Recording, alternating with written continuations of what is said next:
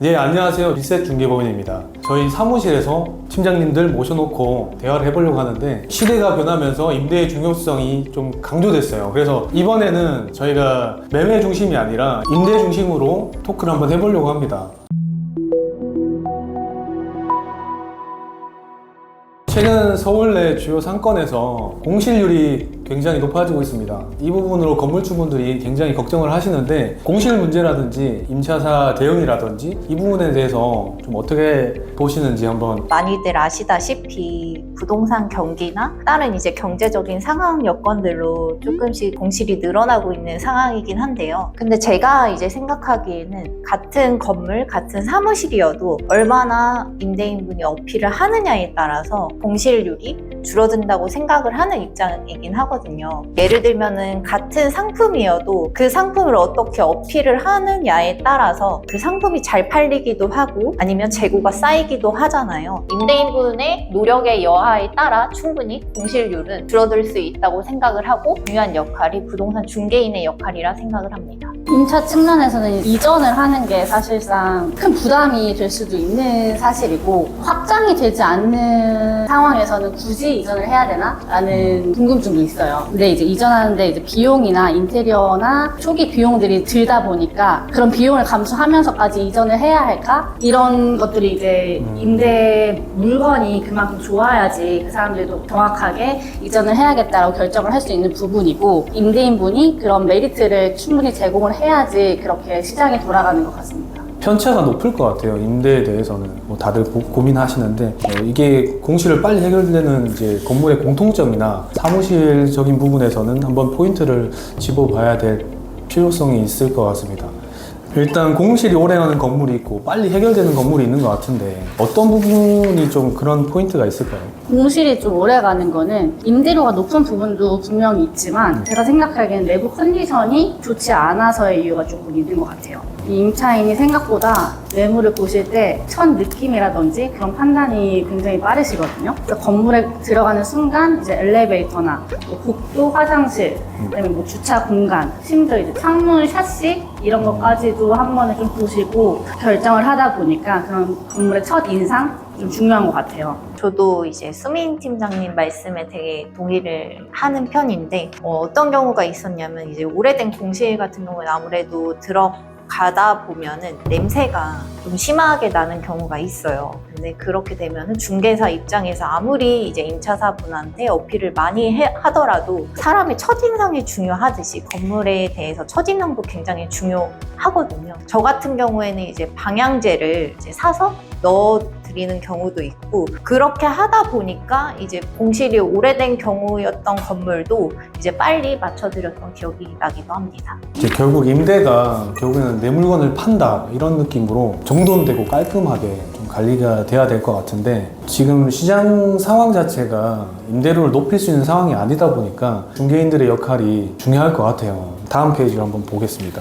임차사 입장에서는 사무실 볼 때 어떤 부분을 좀 중요하게 볼까요? 뭐 업종마다 다 다르겠지만 공통적으로 위치? 예를 들어서 뭐 역세권 도보 5분 이내의 매물들만 브리핑 주세요. 이렇게 하시는 분들도 계시고 가장 기본적으로 이제 구조, 레이아웃 이런 거 보시고 예를 들어서 평수는 나오는데 홀의 기둥이 뭐 가운데 있다든지 이랬을 때 레이아웃 자체가 좀 짜기가 힘들어지면서 직원분들 인원 배치도 좀 힘들어지고 하다 보니까 뭐 책상 홀에 몇 개의 책상에 깔리는지 이런 것들 중점적으로 보시는 것 같아요. 이 타임에서 저희 장점 한번 말씀드리면 저희 빌셀에서는 인테리어, 레이아웃 다 깔끔하게 해드릴 수 있는 건축사 분들과 협업을 하고 있습니다. 말씀하셨던 이제 동선도 파악해야 되고 사무실 구조에 맞게 책상도 놔야 되니까 만약에 필요하신 분 계시면 연락 주시기 바랍니다.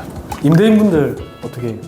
임대인분들은 제일 중요한 게 뭐냐? 임차사가 들어왔을 때 월세를 밀리지 않고 낼 수 있을 만한 제대로 된 회사인지 요거를 제일 중점적으로 보시는 것 같아요. 아무래도 임대료가 왜 중요하냐 싶으면은 나중에 이제 건물을 매각하실 때 수익률 같은 경우에도 굉장히 중요시하게 보는 요점이기도 하거든요. 그래서 임대인분께서 받고 싶어 하시는 임대료를 적정 가격에서 협의 없이 내고 없이 제대로 된 임차사를 받는 걸 제일 중요시 생각을 하지 않나 싶습니다.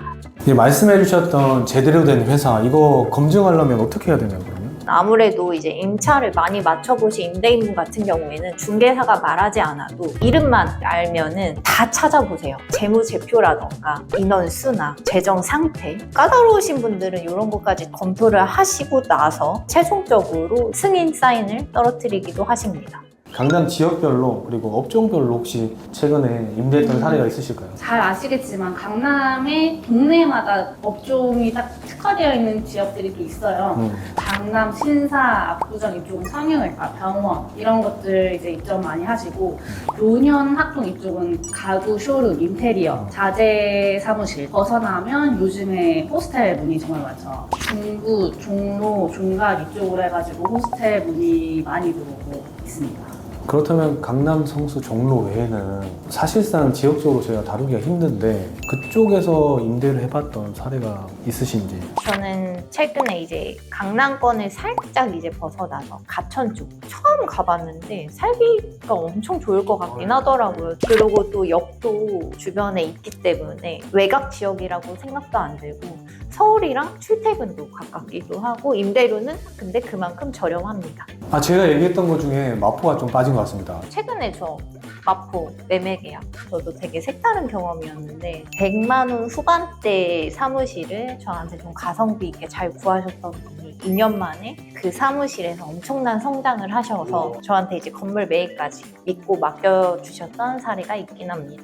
얼마짜리 건물을? 20대 후반 정도의 금액을 제가 최대한 이제 내고를 해드려가지고 좋은 가격에 건물을 매입할 수 있었습니다.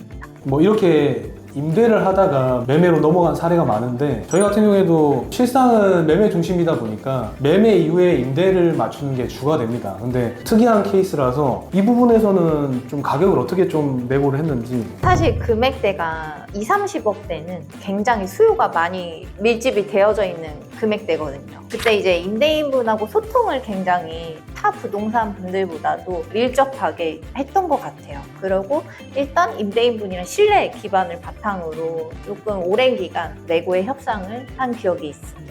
그래서 올해 스타트가 굉장히 좋았던 걸로 기억을 합니다. 그럼 이렇게 좋은 사례 말고 혹시 나쁜 사례 없나요? 이 임대차를 한 5, 6년 하면서 굉장히 화났던 경험은 제가 정말 뭐 일주일 이상을 좀 협의를 잘 받으렸던 고객님이 계시는데 5만 원 정도의 보안 유지 비용 때문에 세코. 네, 맞아요. 그 비용 때문에 이제 갑자기 계약을 안 하시겠다고 하셨던 경험이 있고 갑자기 이제 계약서 작성을 하시기로 했다가 그 당일날 연락이 두절되시거나 잠수 타시는 분들도 종종 있긴 합니다. 많이 있진 않은데 근데 뭐 그 이후에는 더 좋으신 임차사분들이 많이 나타나 주시고 관계를 이제 형성을 하게 돼서 좀 빨리 잊으려고 하는 편이긴 한데 중개사도 사람이라 좀 마음의 상처를 입는 편입니다. 네.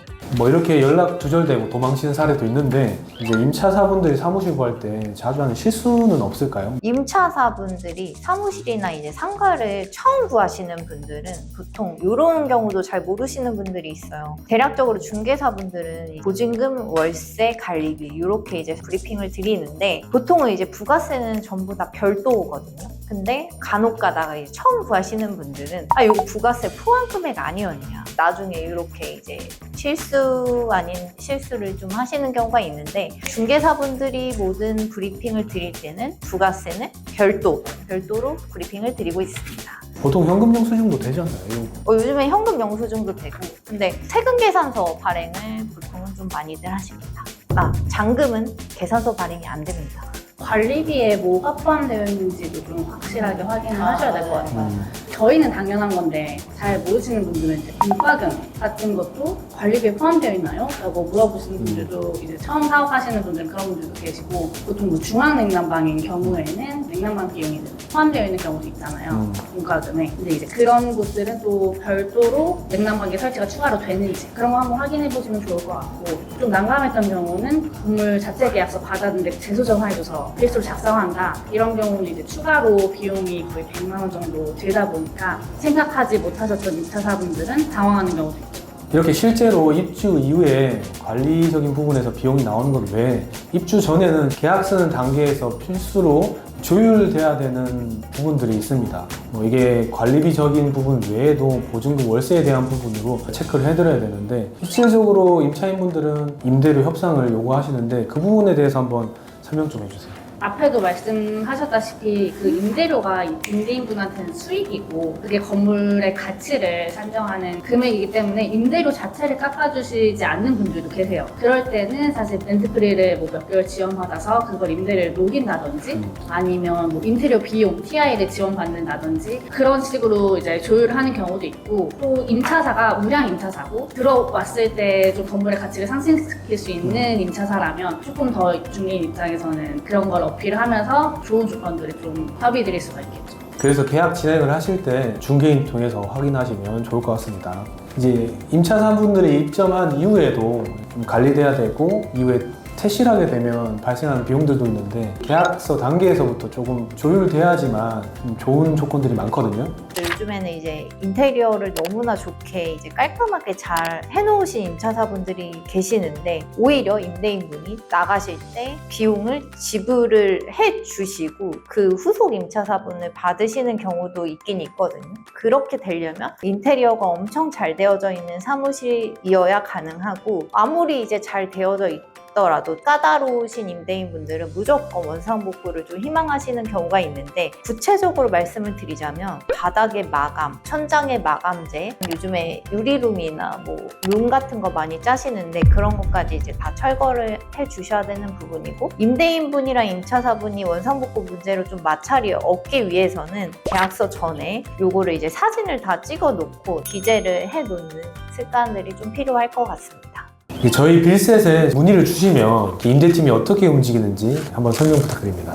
일단은 가장 좋은 매물을 임차사분한테 조건에 맞게 브리핑을 이제 드리고요. 그 외에는 현재 이제 나와 있는 물건들을 좀 검토를 하는 편이에요. 그리고 저는 아무래도 가장 중요한 게 임차사분들이 사무실을 구하실 때 어떤 걸 제일 중요시 보느냐 요거에 따라서 중개사의 역할이 굉장히 중요하다고 생각을 하는 편이기도 하거든요. 왜냐하면은 중개사 입장에서는 요 사무실이 엄청 좋고 해서 추천을 드렸는데 임차사분은 알고 보니 풍수지리를 굉장히 중요시하게 보시는 분이에요. 그러면 제가 좋다고 생각하는 사무실이 이분한테는 의미가 없을 수가 있거든요. 그렇다 보니 매물 하나하나 놓치지 않고 좀 많이 제안을 드리는 편이긴 합니다. 그렇게 되면 리턴 손님도 진짜 많으시겠네요. 리턴 손님은 지금 너무 넘쳐나요. 불경기인데도 불구하고 정말 감사하게 생각하고 일에 임하고 있습니다. 네, 팀장님은 그러면? 저는 임차사 문의가 왔을 때 조건을 되게 디테일하게 받는 편이에요. 선호하는 위치가 명확하게 있으실 거고 거기에 좀 벗어나도 괜찮은 건지 아닌지를 일단 파악하는 거예요. 그리고 인테리어를 하실 의향이 있는지 그게 없다면 룸이 개수가 뭐 어느 정도 필요한지 회의실이 사이즈가 얼마나 필요한지 뭐 거기에 수용 인원이 어떻게 되어야 되는지 이런 좀 디테일한 것들을 파악하고 이런 걸 딱 던져드렸을 때 반응을 보면 요런 스타일을 선호하시는구나 딱 추려져요. 그럼 이제 그거에 맞는 매물들만 던져드리는 거죠. 그럼 그 중에서 보통 답이 나오는 것 같아요. 우선 이런 과정들을 좀 간단히 쉽게 말씀드렸는데 저희 같은 경우에는 임차사분들 고객 오실 때마다 정말 시간과 노력을 많이 드립니다. 좋은 사무실을 보셨더라도 놓치시는 임차사분들도 많으시고 임대 같은 경우는 1년 이상 이제 공실인 경우도 수두룩합니다. 그런 관점에서 저희 빌셋 통해서 임대를 하시게 되면 좋은 조건으로 진행할 수 있도록 도와드리겠습니다. 네, 지금까지 저희 빌셋이었고 저희 임대팀 많은 관심과 사랑 부탁드립니다. 저희 더 노력하겠습니다.